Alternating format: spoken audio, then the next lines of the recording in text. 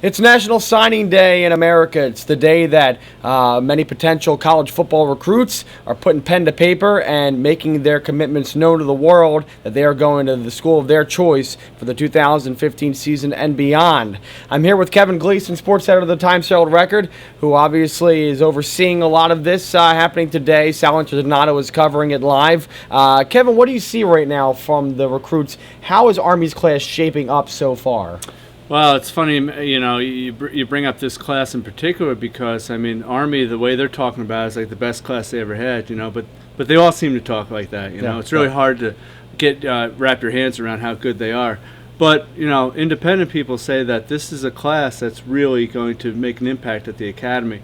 The thing that struck me, in not knowing all these kids and exactly what they bring in the field, is that several of them gave up other possible chances at bigger schools to go to Army.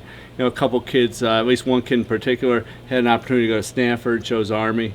And there are a lot of other reasons why people choose Army, but just the fact that, football would be part of that equation, to me, is pretty spectacular. And especially considering that the football team hasn't been that successful over the past few years, but there seems to be this belief. Yes, you said other reasons, but the football team, there is sort of a thought that maybe they're on the way up, maybe. No, there's no doubt about it.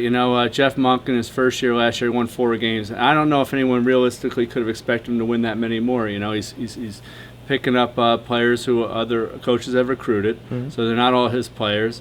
And any new coach is going to need at least 2 seasons to make any type of impact and imprint.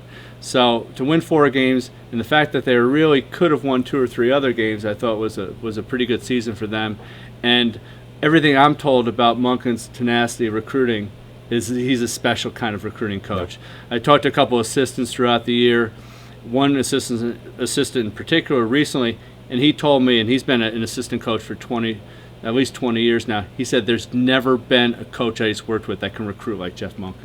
Well, let's talk about Monken and recruiting, because obviously today in the Herald-Record we have a story by Sal about Monken's hardline approach, it seems, on recruiting, and that he really wants to shift the signing day period a little bit earlier potentially, so that we see commits that are on paper and there's no decommitting, he calls it. Sure. Just go into that, what Monken's mentality is behind that. Sure. Well, Monken's thought process is not only as a football coach who has a lot of standards on kids committing to a school and sticking with that school, but also as the academy football coach who he doesn't have the benefit of kids committing to the academy per se.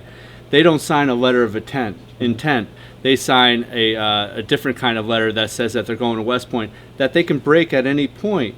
So what's different about and unique about West Point is kids aren't committed to the football program until they actually arrive for what's called R Day, and it's also known as Beast Barracks, in late June. So, a number of things can happen before those kids make it to West Point.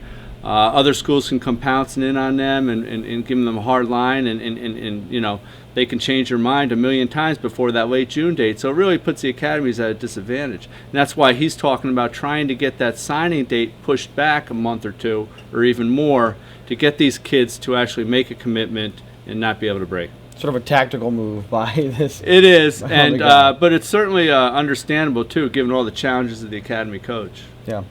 Well, you're going to want to watch recordonline.com throughout the day today. Sal Internado is reporting live with a lot of tweets, Instagram photos from the different recruits that are signing on to Army. So please visit recordonline.com for full live coverage of National Signing Day with the Army Black Knights. Kevin Gleason, sports editor of the Herald-Record, thank you very much for coming on. Thank you, Tim. Appreciate it. For recordonline.com, this is Timothy Malcolm.